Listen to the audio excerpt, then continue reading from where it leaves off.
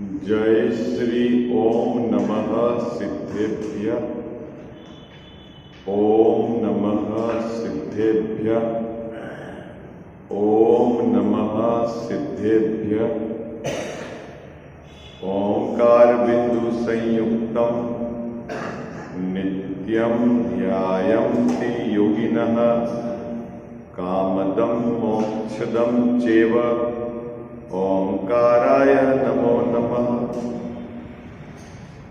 मंगलम भगवान वीरो मंगलम गौतमो गणी मंगलम कुंद कुंदार्यो जैन धर्मो सुमंगलम सर्वमंगल मांगल्यम सर्वकल्याण कारकम प्रधानां सर्वधर्माणां जैनम जयतु शासनम जैनम जयतु शासनम जैनम जयतु शासनम। नमः श्री समय साराय स्वानुभूत्याश्चकासते चित् स्वभावाय भावाय सर्वभावान्तरे चिदे वन्दितु सर्वसिद्धे ध्रुवमचलमनोवं गतिं पद्ये वोक्षामि समय पाउड मीणमुषुत केवली भणिदम्। इस भवतरु का मूल एक जानहु मिथ्या भाव ताको कर निरमूल अब करिए मोक्ष उपाय करिए मोक्ष उपाय। जय बोलो देव शास्त्र गुरु की।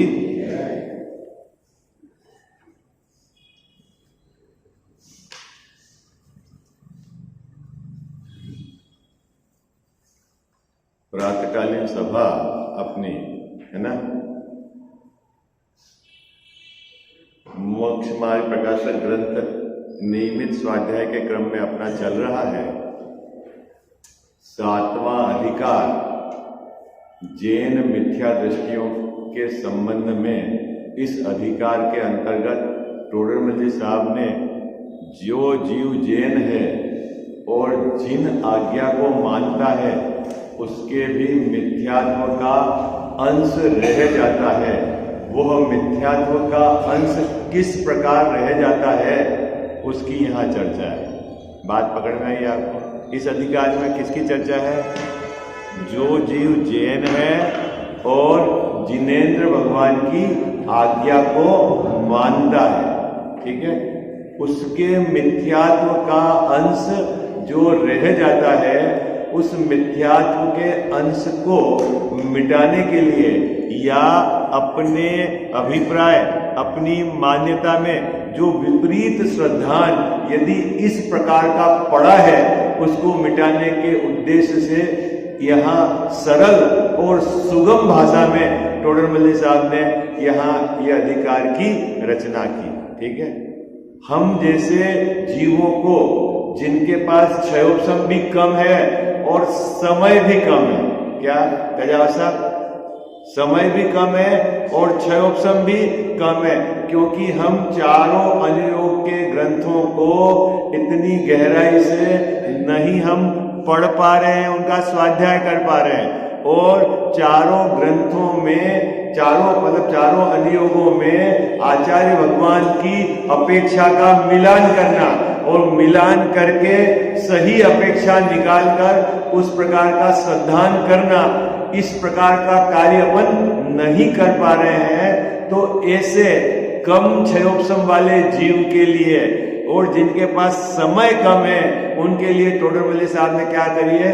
कुंजी बनाई है। बाबूजी, कुंजी पहले चलती थी ना, जो साल भर पढ़ाई नहीं करते हैं तो मुख्य बातों के लिए तो टोडरमल जी साहब ने यहाँ कुंजी बनाई है। ठीक है, तो अभी जो चल रही चर्चा है ना, व्यवहाराभासी मिथ्या दृष्टि की चर्चा चल रही है। अपना प्रकरण क्या चल रहा है बाबूजी? व्यवहाराभासी मिथ्या दृष्टि। व्यवहाराभासी किसको कहना? जिस जीव को व्यवहार का तो श्रद्धान है नहीं और व्यवहार के आभास का श्रद्धान है। क्या व्यवहाराभासी किसको कहना? गजब साहब, व्यवहाराभासी किसको कहना? जिस जीव को व्यवहार का श्रद्धान है नहीं और व्यवहार के आभास का श्रद्धान है। तो इसका मतलब क्या? व्यवहार का श्रद्धान मतलब जिस प्रकार आगम में व्यवहार की मुख्यता से जो कथन किया गया है, उस जीव ने उसको व्यवहार की अपेक्षा नहीं समझा, इसलिए व्यवहार का तो उसको यथार्थ श्रद्धान है नहीं, और व्यवहार के आभास का श्रद्धान है कि जो व्यवहार नहीं निश्चय है, उस निश्चय को उसने क्या व्यवहार है ना, व्यवहार को निश्चय मान रखा है। क्या मान रखा है गजाव साहब? व्यवहार के आभास मतलब व्यवहार को निश्चय मान रखा है, उसका श्रद्धा नहीं है, इसलिए वो व्यवहाराभासी है। आई बात समझ में? क्या? और अब जो अपना यहां जो विषय चल रहा था, कल अपन ने देव भक्ति के स्वरूप, देव भक्ति का अन्यथा रूप, इसकी अपन ने चर्चा कर ली थी। क्या? किसकी चर्चा कर ली थी बाबूजी? देव भक्ति का अन्यथा स्वरूप। किसके संबंध में चर्चा चल रही है ये अभी? धर्मधारी, धर्म बुद्धि, धर्मधारक, व्यवहाराभासी, मिथ्या दृष्टि, उसने देव के संबंध में किस प्रकार विपरीत श्रद्धा कर रखी है, और जिनेंद्र भगवान की भक्ति के संबंध में उसकी किस प्रकार अन्यथा रूप है, इसीलिए वो मिथ्या दृष्टि है, यहां समझाए। क्या? जहां आगम में देह की तरफ से स्तुति का कथन किया है, तो उसने देह का करने वाला भगवान को मान लिया। आई बात समझ में? आपको बात पकड़ में आई बाबूजी? क्या ये जो गड़बड़ है अपन ने पढ़ी है ना पूरी, अब पुनः उसकी अभी दोहराएंगे तो समय लगेगा। अभी यहां गुरु के संबंध में अन्यथा उसकी भक्ति, गुरु भक्ति।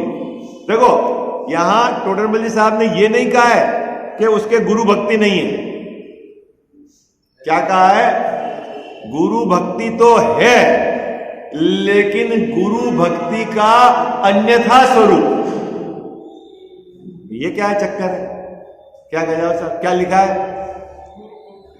गुरु भक्ति का अन्यथा स्वरूप। इसका मतलब क्या है? गुरु भक्ति तो है, किसके है? व्यवहाराभासी मिथ्या दृष्टि के। और कौन सा व्यवहाराभासी मिथ्या दृष्टि? जो धर्म बुद्धि से, आत्म कल्याण की भावना से, जो देवसाज गुरु को मानता है, उनकी निकटता करता है, उनके प्रति भक्ति का भाव है, अन्य देवी देवताओं को नहीं पूजता, उसके गुरु की भक्ति का अन्यथा स्वरूप। तो क्या गड़बड़ हो गई है उसमें? क्या गड़बड़ कर दी उसने? क्या गजाव साहब? तो यहां टोडरमल साहब उस गड़बड़ को पकड़ रहे हैं। देखो आप थोड़ा सा उपयोग पेना करना, यदि हमारे जीवन में इस प्रकार की गड़बड़ी है तो समझ लेना हमारे भी मिथ्यात्व का अंश रह गया। क्या? इसमें देवगुरु और देवमुद्रा, गुरुमुद्रा, परामुद्रा इसलिए आ जाता है ये सब। क्या? जैसे रत्न सावधान होता है, हाँ, तीन मूल होता है, तीन मुद्दा होता है। हाँ, देवमुद्रा, गुरुमुद्रा, अभी वो तो बहुत बड़े लेवल पे मूर्ता है कि वितरागी देव को मानता ही नहीं, वो तो अन्य देवी देवताओं को मानता है। यहां तो ये बात चल रही है टेकचंद जी बाबू जी कि मानता तो वितरागी देव को है, अन्य देवी को देवता को नहीं मानता, लेकिन वितरागी देवताओं को भी मानने के पीछे उनकी वितरागता नहीं है। हाँ, बात पकड़ में आई आप कि ये कोई अलग अभी सूक्ष्म ऑपरेशन नहीं है, अभी बहुत फर्क हो गया। वो तो मतलब जो देव है ही नहीं उनको मानता है। यहां तो अभी ये इस अधिकार में ये चर्चा चल रही है कि मानता तो कौन से हैं? वीतरागी सर्वज्ञ, उसके अलावा कहीं नहीं जाता।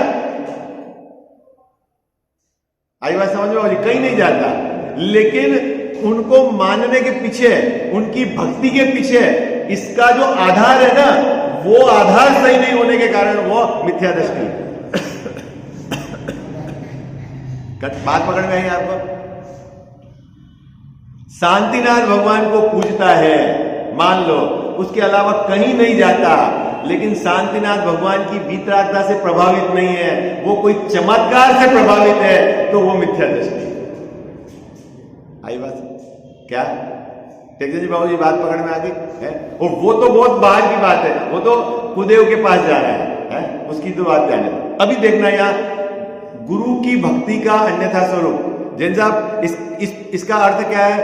उसके जीवन में गुरु भक्ति नहीं है ऐसा नहीं, क्या बाबू जी? ऐसा नहीं है, उसके जीवन में गुरु भक्ति है।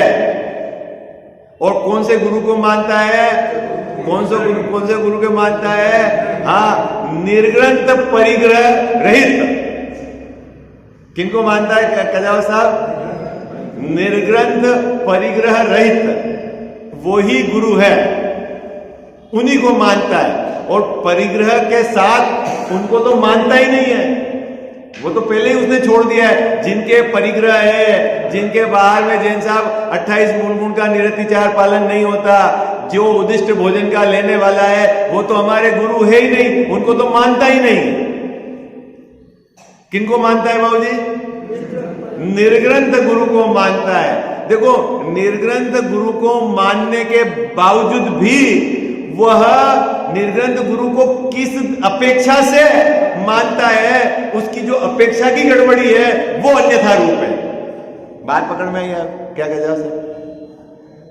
कितने लोगों को समझ में आ रही है? सुबह का समय है, समझ में आ रही है कि नहीं आ रही है आपको? क्या देखो, दो तरह की बंटवारा हो गया बाबूजी। एक तो जो मतलब कुगुरु उनको माने, वो तो बात ही सामने स्पष्ट है, ठीक है, परिग्रह के सहित है, जो धन मतलब वो क्या बोलते हैं वस्त्र सहित है, उनको गुरु माने, वो तो पहले से ही उसको गुरु का स्वरूप पता नहीं। लेकिन ये मानता किनको बाबूजी?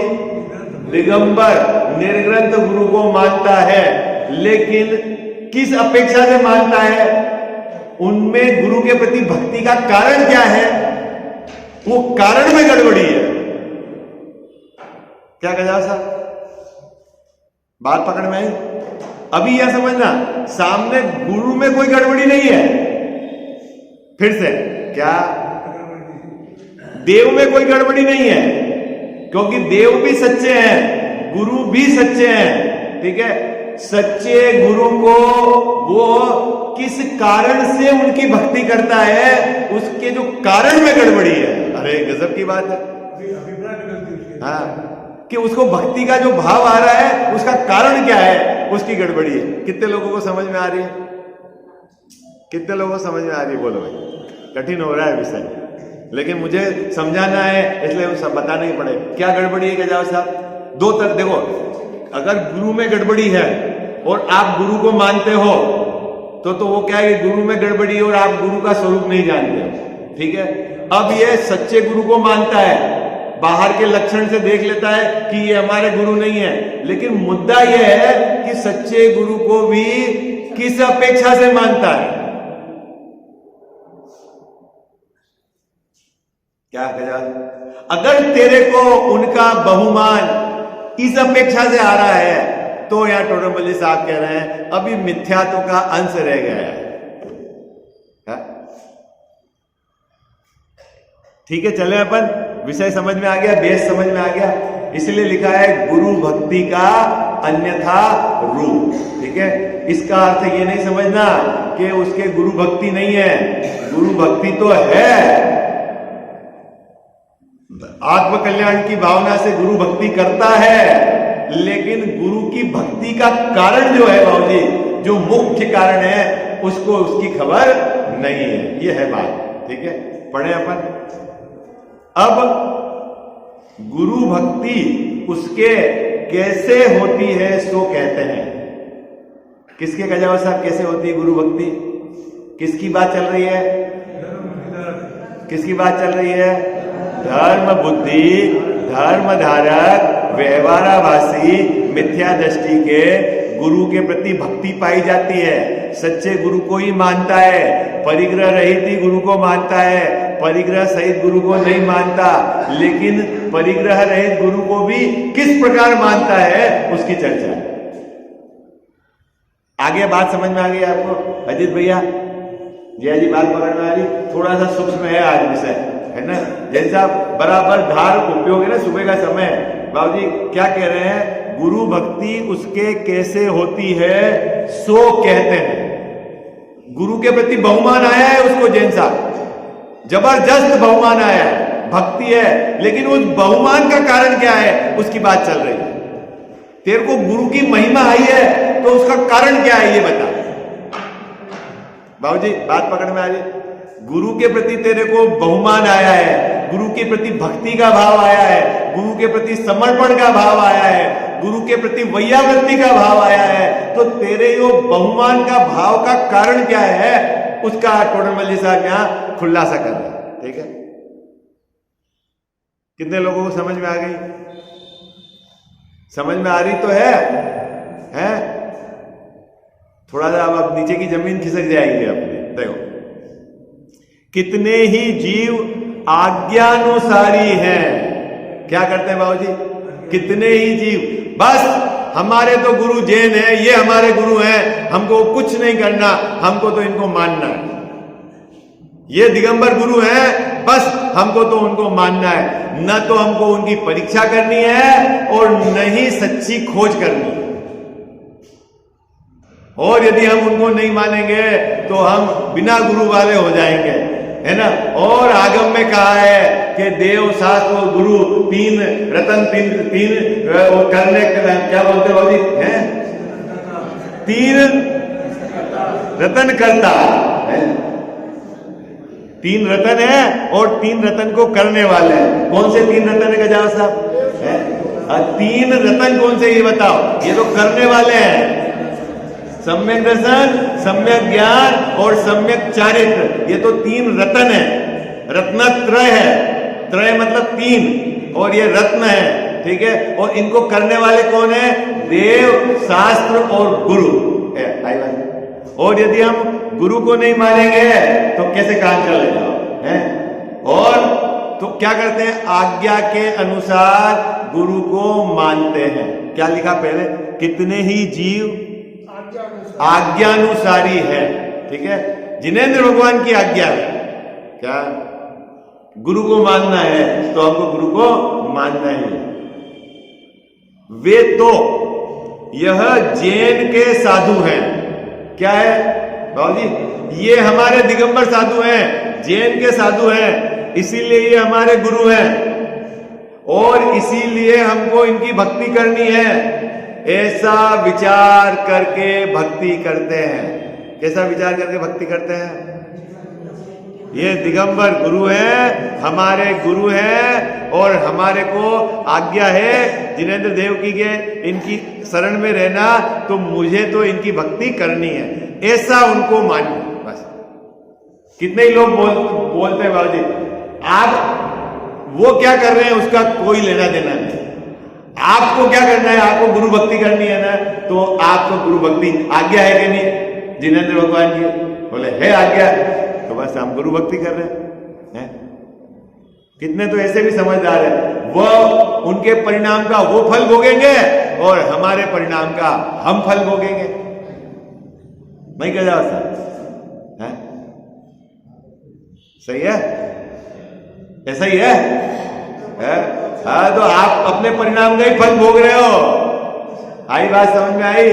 क्योंकि जिनेंद्र भगवान ने कहा है कि सच्चे और झूठे गुरु का आप निर्णय करो। आई बात समझ में? किसने कही ये बात? किसने कही? जिनेंद्र भगवान ने कही है। तेरे पास वर्तमान बुद्धि है तो उसमें साचे और झूठे का निर्णय कर। यदि तू निर्णय नहीं करता है और तू ऐसा सोचता है कि उनका वो जाने मेरा मैं जानूं, तो तू जिनेंद्र भगवान की आज्ञा नहीं मान रहा है। क्या है? ऐसे कैसे हो सकता है बाबूजी? ऐसे कैसे हो सकता है? ऐसा ही है साहब। हमारे मुनिराज है, बाहर का आपने देख लिया और उसके आधार से आप पूजने लग गए। तो टोडरमल साहब कह रहे हैं इसके आधार से जो भक्ति होती है वह सच्ची भक्ति नहीं है, और जिस जीव के इसके आधार से भक्ति है वह भक्ति का अन्यथा रूप है। आगे बात समझ में आपको? क्या मात्र नग्नता या हमारे संप्रदाय के हैं, इसके आधार से आप यदि भक्ति करते हो तो ये सच्ची भक्ति नहीं। कितने लोगों को समझ में आ गई? हाँ, ये तो आपको सरल लगता है, इसमें क्या है, पहली पंक्ति तो बहुत सरल है, ठीक है। अभी दूसरी पंक्ति, अब ये दूसरी पंक्ति और पसीना आपने को छुड़ा देगी। क्या? और कितने जीव परीक्षा भी करते हैं। क्या? देखो, जो परीक्षा नहीं करता, सिर्फ हमारे संप्रदाय के मुनि हैं और उनके प्रति भक्ति करनी है, ये हमारी जिम्मेदारी है, ऐसा करके भक्ति करता है, वो तो बाहर हो गया अभी पिक्चर से। क्या कह जा साहब? वो तो पिक्चर से बाहर है ना। उनको तो वो जिनेंद्र भगवान की आज्ञा में नहीं है। क्या? दूसरा कि जिनेंद्र भगवान ने आज्ञा दी है परीक्षा करो, तो वो परीक्षा करता है, ठीक है, लेकिन परीक्षा में भी कजाल साहब असली परीक्षा नहीं करता। अरे क्या बात हो गई? ये क्या बात हो? जो सिर्फ संप्रदाय बुद्धि से पूछता है वो तो ऋषभ जी भाई साहब बाहर हो गया पहली पंक्ति में ही। दूसरी पंक्ति में किसकी चर्चा चल रही है? कितने ही जीव तो परीक्षा भी करते हैं। तो कैसे परीक्षा करते हैं? अच्छा आप बताओ बाबू जी, आप कैसे परीक्षा करते हैं? बोलो। है? तो देखो, मुनिराज दया पालते हैं। क्या क्या कहा कजा साहब?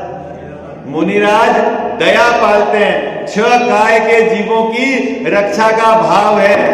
किनके है? 6 काय जीवन हननते सब दरव विधि हिंसा करी। यही बोलते हो ना छड़ाला में बाबू जी? क्या? जिन्होंने 6 काय के जीवों की रक्षा के भाव से सब प्रकार की हिंसा का मन वचन काय कृतकारित अनुमोदना सब प्रकार का त्याग किया हुआ है ना, इसलिए वो हमारे मुनिराज है। ठीक है? किसके आधार से पूछ रहे बाबू जी? दया के भाव के आधार से। सील को पालन करते हैं। ओ हो, स्त्री से तो बहुत दूरी बना के रखते हैं बाबू जी। जिनको स्त्री छूती है वो तो इस पिक्चर में है नहीं। आई बात समझ है? वो तो उनका ब्रह्मचर्य खंडित हो गया। क्या साहब बात समझ में आ रही है आपको? क्या? जिनको स्त्री छूती है उनका तो ब्रह्मचर्य खंडित हो गया। उनके कहां ब्रह्मचर्य है? उत्तम ब्रह्मचर्य कहां है? लेकिन जिनके स्त्री छूती नहीं, अरे जिनको हारिका भी 7 हाथ दूरी से जिनको नमस्कार करती है, आंख से आंख में मिलाया, ऐसा सील को धारण करते हैं, इसलिए हम उनको पूजते हैं। दूसरी बात क्या? पहली बात क्या है? दया को पालते हैं। कैसी दया है कजाव साहब? 6 काय के जीवों की रक्षा का भाव है। सील कैसा है उनका? हाँ, स्त्री से दूर है। 18,000 सील के दोषों को वो क्या करते हैं? टालते हैं। आई बात समझ? ठीक है, ओके। तीसरा, कोई भी उनके पास तिल तुस मात्र परिग्रह नहीं जिनके। क्या ये तिल तुस क्या होता है बाबू जी? तिल तुस क्या होता है? अरे बोलो भाई, तिल तुस क्या होता है? क्या ऋतु बाबू जी, गेहूं का छिलका देखा आपने? देखा? और तिल का छिलका? हाँ, तिल का जो छिलका होता है, इतना भी जिनके बाहर में परिग्रह नहीं है। महिमा आएगी ना बाबू जी, है ना? कितना जबरदस्त।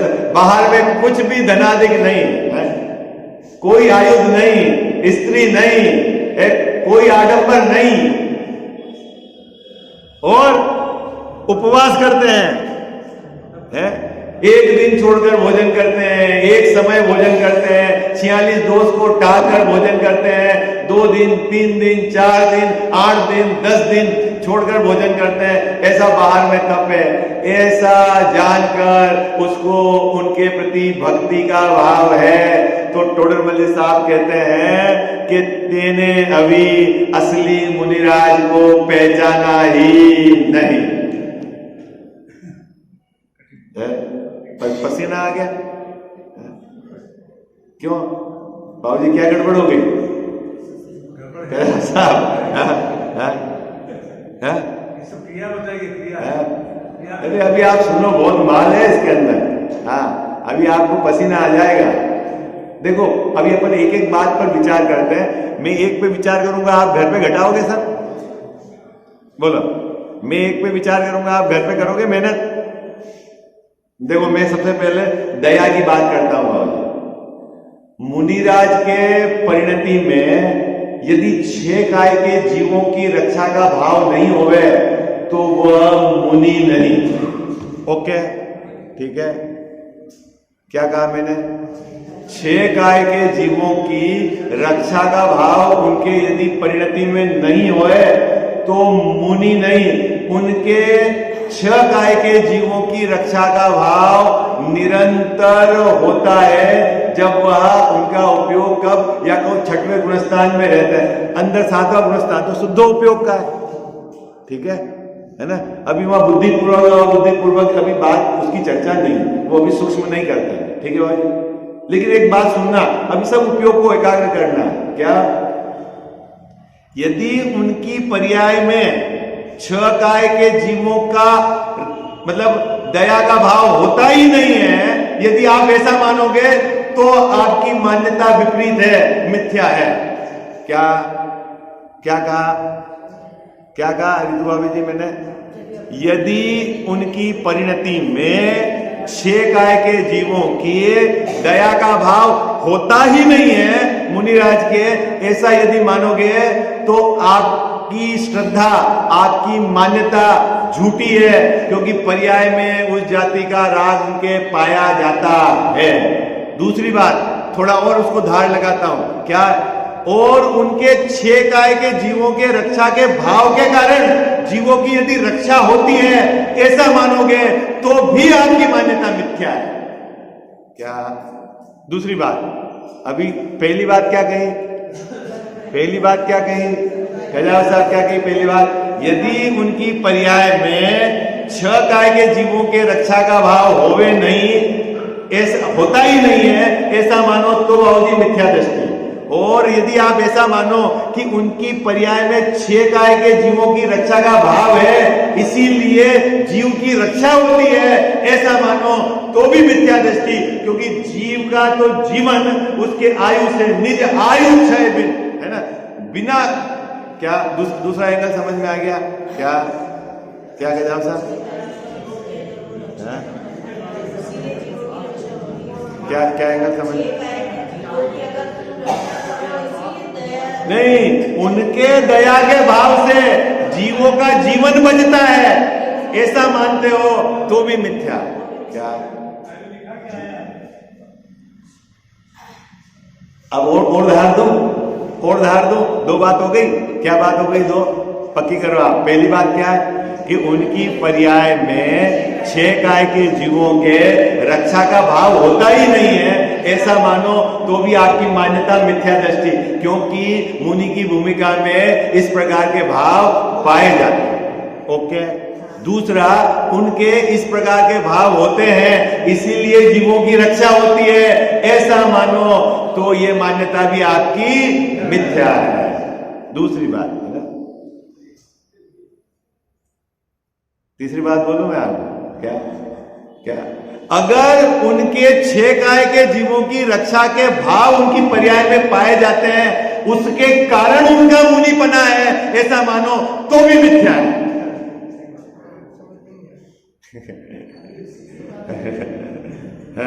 क्या नहीं समझ में आ रहा ना? ये इसी को कहते हैं समझना। पोपा भाई ने राज रहती है कि इधर का पानी इधर डोल दिया, इधर का चावल इधर चढ़ा दिया और धर्मात्मा हो गया ना। समझना पड़ेगा आपको आचार्यों की बात, एंगल समझना पड़ेगा। क्या?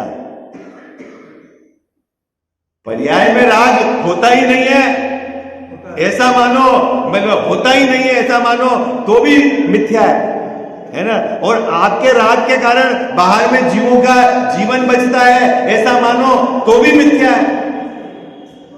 और राग को धर्म मानो तो भी मिथ्या है। अरे बाबूजी क्या गड़बड़ है? स्वंजलन का राग चालू है। हाँ, आप बराबर उपयोग को एकदम निश्चय। भाई गृहस्थ की भूमिका में जिस जाति का राग है वो पाया जाता है।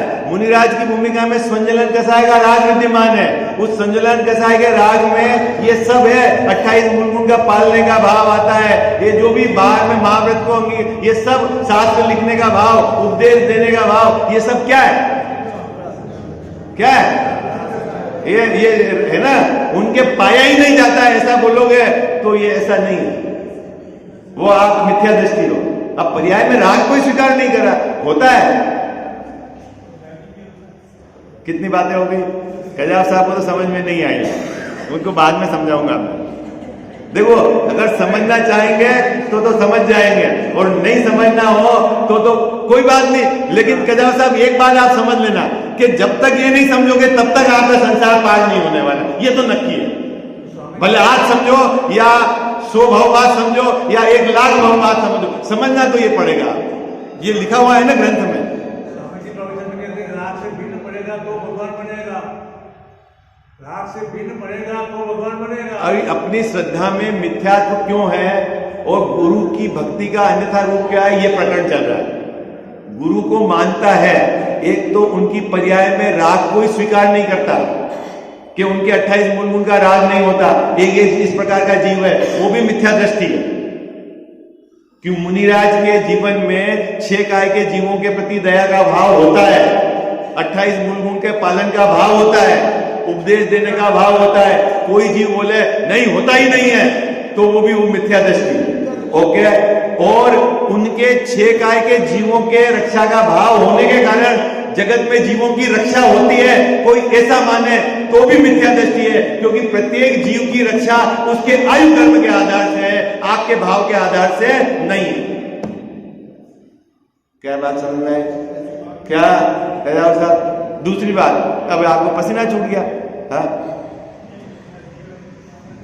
आपको भी जितनी जीव के प्रति दया का भाव आ रहा है ना, ये आपके भूमिका के अनुसार आ रहा है। लेकिन आपको जो दया का भाव आ रहा है उसके कारण जीव की आयु बच रही है, जीव बच रहा है, ऐसा नहीं है। क्या कह साहब? क्या ये तो समझ में आ रही बात?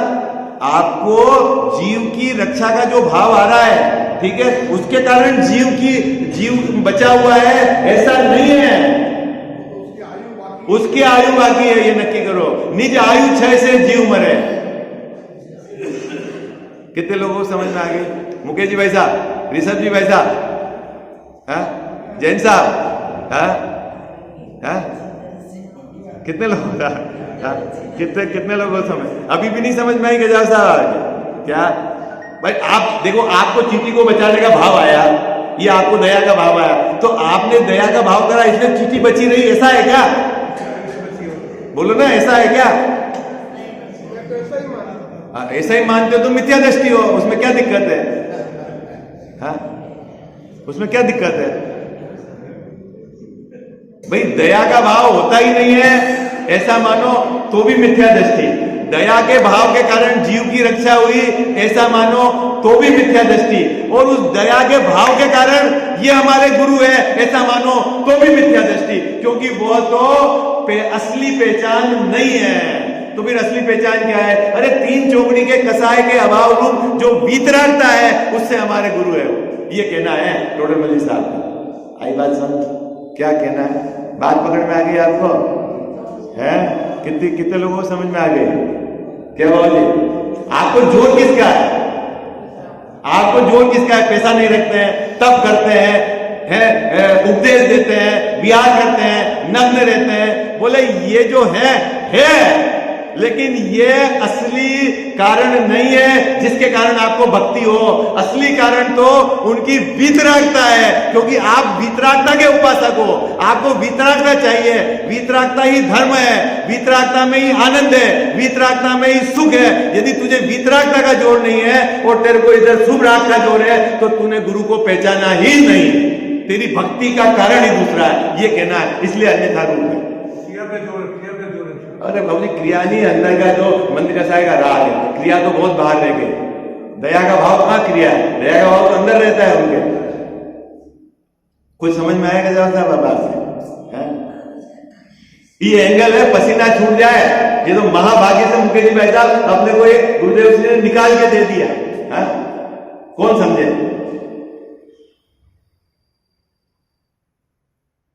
क्या एंगल है? अब आप बता दोगे तीनों एंगल कि और एक और धार लगाओगे? 3 एंगल कौन बताएगा? बोला है? फिर कभी अवसर आएगा तो 14 एंगल बताऊंगा मैं। क्या 3 एंगल क्या है? अजीत भैया बताओगे आप क्या? राग का भाव नहीं होता है ऐसा माने तो मिथ्या दृष्टि। हाँ देखो, पहला बहुत सुंदर पॉइंट बताया कि गुरु के क्या 6 काय के जीवों के प्रति रक्षा का भाव होता ही नहीं है ऐसा माने तो भी मिथ्या दृष्टि है। क्यों? क्योंकि मुनिराज की भूमिका में सहज रूप से 6 काय के जीवों की रक्षा का भाव होता ही है।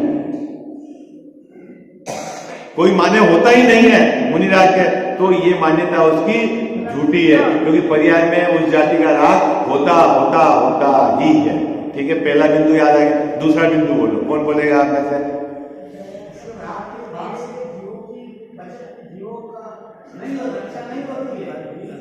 हाँ बहुत सुंदर, कि उनके जो 6 काय के जीवों को बचाने का भाव है उसके कारण बाहर में जीवों का जीवन है ऐसा नहीं है।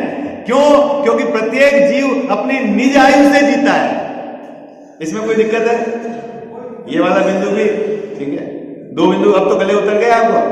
पहला बिंदु भी गले उतर गया, दूसरा बिंदु भी गले उतर गया, क्योंकि आपका राग का भाव आपका है, आपका मारने का भाव आपका है। आपके मारने के भाव से जीव मरता नहीं और आपके राग के भाव से जीव बचता नहीं। तो फिर जीव किससे बचता है? कि उसका अपना आयु है, आयु कर्म है। कौवे का भाव है जैसा कि एक भी ढोर बचना नहीं चाहिए, तो क्या सब ढोर मर जाएंगे? है? कौवा तो यही चाहता है कोई भी ढोर जिंदा नहीं रहे। हैं? कह जाओ सर, उसके चाहने से थोड़ी होगा। क्या है? अपने चाहने से, या है ना। लेकिन फिर भी क्या करें कि भूमि के अनुसार वो राग का भाव आता है, जीवों को बचाने का भाव आता है? हाँ, ज्ञानी को भी आता है। हाँ, ये दूसरी बात हो गई बाबूजी। तीसरी बात क्या है कि उस राग के भाव को यदि आप धर्म मानते हो तो भी मिथ्या दृष्टि हो, और उस राग के भाव से आप गुरु बना मानते हो तो भी मिथ्या दृष्टि हो। ये कहना चाह रहे, इसलिए यह अन्यथा रूप है। क्या गजब की बात है। तो साहब किससे माने हम गुरु को? कि गुरु की जो वीतरागता है ना, तेरे को 3 चौकड़ी कसाएगा, भाव नहीं दिखता। हाँ साहब, वो तो हमने देखा ही नहीं। तो फिर तू काहे के लिए गया? तेरे को क्या भावना है? एक चीज घटा दे बाबूजी, अब आप तप में घटा दोगे? अरे बोलो, अब मैंने दया में घटा दिया, आप सब में घटा दोगे? देखो अब मैं पढ़ता हूं, अब आपको समझ में आएगा, है ना। बहुत सुंदर बात कही। कितने ही जीव परीक्षा भी करते हैं, वहां यह मुनि दया पालता है। क्या देखते हैं? बाहर से देखो जहर, जीवों के प्रति दया का भाव है। दूसरा, सील का पालन करते हैं, है ना। तीसरा, धन अधिक नहीं रखते, कोई भी इनके पास पैसा परिग्रह नहीं है, ठीक है। चौथा, उपवास आदि तप करते हैं। पांचवा, क्षुधा आदि परिसर सहते हैं, भूख प्यास सबको सहन करते हैं, किसी से क्रोध नहीं करते और उपदेश देकर औरों को धर्म में लगाते हैं, है ना। ये सब देखकर क्या मानता है? इसलिए ये हमारे गुरु हैं। इत्यादि गुणों का विचार कर उनमें भक्ति भाव करते हैं, परंतु ऐसे गुण तो परमहंसादिक अन्य मतियों में तथा जैनी मिथ्या दृष्टियों में भी पाए जाते हैं। ये लो, क्या कह दिया गजा साहब? क्या क्या कहा बाबूजी? क्या कहा है? क्या कहा? अरे तू जिन गुणों के आधार से उनको मुनि मान रहा है, ऐसे गुण तो अन्य मत में मिल जाएंगे और जैन मिथ्या दृष्टि भी मिल जाएंगे। ऐसे अन्य मत के भी ऐसे साधु मिलेंगे जिनके पास पैसा नहीं है। अन्य मत में भी ऐसे मिल जाएंगे कोई नग्न रहता है। अन्य मत में भी ऐसे मिल जाएंगे जो महीनों तक भोजन नहीं करते हैं या जल एकांत में रहते हैं, किसी का चेहरा नहीं देखते हैं। क्या गजाब साहब, इसके आधार से साधु नहीं है। बाबूजी पसीना छूट रहा है?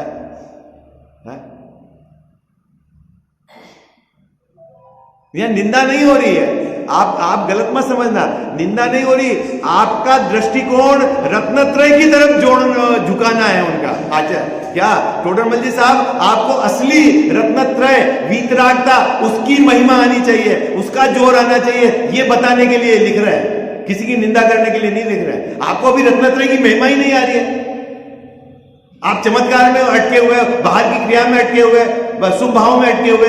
टोडरमल जी साहब कह रहे हैं भैया रत्नत्रय महत्वपूर्ण है, वीतरागता महत्वपूर्ण है, उसकी महिमा आती नहीं है आपको। आप देखो जब भी आपका दृष्टिकोण जोर है, इन क्रियाओं के आधार से जोर नहीं होता है? जोर होता है, वितरागता का ध्यान है आपको नहीं है, तो आपको वितरागता का जोर नहीं है, यही तो कह रहे हैं टोडरमल जी। ये नहीं कह रहे कि होता ही नहीं है, होता है, सब में पाया जाता है, लेकिन असल क्या है, आपको भक्ति का कारण वितरागता आना चाहिए। जिस जीव को वितरागता की भक्ति नहीं है और बाहर क्या राग का मंद राग की भक्ति है, तो उसको राग की भक्ति हो गई ना, वितरागता की भक्ति कहां रही। और हमारा धर्म तो वितरागतामयी धर्म है। कितने को समझ में आ गई? हमारा धर्म कैसा है? वीतरागता का धर्म है। तो हमारा जोर, हमारा झुकाव, हमारी भावना, हमारी चाह क्या है कि मेरी परिणति में वीतरागता प्रकट होए।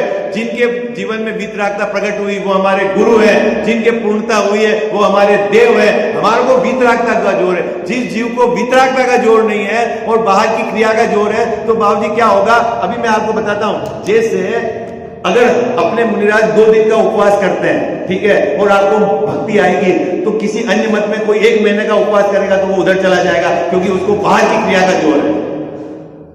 आई बात समझ? क्या आप किस का जोर कह रहा हो साहब, समझ में आई आपको क्या अंतर है? कि उसको वितरागता का जोर नहीं है भाई, ये तो 2 दिन 3 दिन, देखो तो महीनों से बिल्कुल कुछ नहीं लिया पानी से, और जैसा 1 बरस हो गया उन्होंने पानी नहीं, तो उसको क्या बाहर की क्रिया का जोर हो जाएगा, तो धर्म चला गया, वितरागता चली गई है। अभी कोई बोलेगा देखो हमारे मुनिराज तो एकांत वन में रहते हैं, दूर रहते हैं। अब ऐसे आपको मिल जाएंगे हिमालय में रहने वाले कि जो 3-3, 5-5 बरस तक किसी का चेहरा नहीं देखते। उनके ऐसा नियम होता है कि हम चेहरा ही नहीं देखेंगे किसी व्यक्ति का, तो आपको महिमा आ जाएगी, और महिमा आ जाएगी तो फिर आपका गुरु का स्वरूप विपरीत हो गया, क्योंकि आपको वितरागता की महिमा नहीं है, आपको बाहर की क्रिया का जोर है। आई बात समझ में? आपको दृष्टिकोण समझ में आया? अभी आपको लगेगा ये क्या है, ये कोई निंदा का एंगल नहीं है, ये आपको सही दिशा में डाइवर्ट करना चाह रहे हैं। भैया आप वितरागता को पकड़ के चलो, बाहर में ऐसी क्रिया, आपको पता है अपने से भी ज्यादा उत्तम ब्रह्मचर्य को पालने वाले बाहर में कोई दिखते आपको दिख सकते हैं अभी वर्तमान में? बाबूजी क्या जी, जो स्त्री को चेहरा ही नहीं देखते, बोलो तो आपको महिमा आ जाएगी, देखो कितना बढ़िया ब्रह्मचर्य, तो उसका नाम ब्रह्मचर्य है क्या? उसका नाम ब्रह्मचर्य है क्या? है? किसका नाम ब्रह्मचर्य है? ये जो ब्रह्म स्वरूप आत्मा में जो रित रमण करे, आई बात है, उसकी महिमा आनी चाहिए। बाबूजी उनकी तो बात ही नहीं कर रहा हूं जिनको स्त्रियां छूती है, वो तो अपनी पिक्चर में है ही नहीं, यहां पर वो तो पिक्चर में ही नहीं है।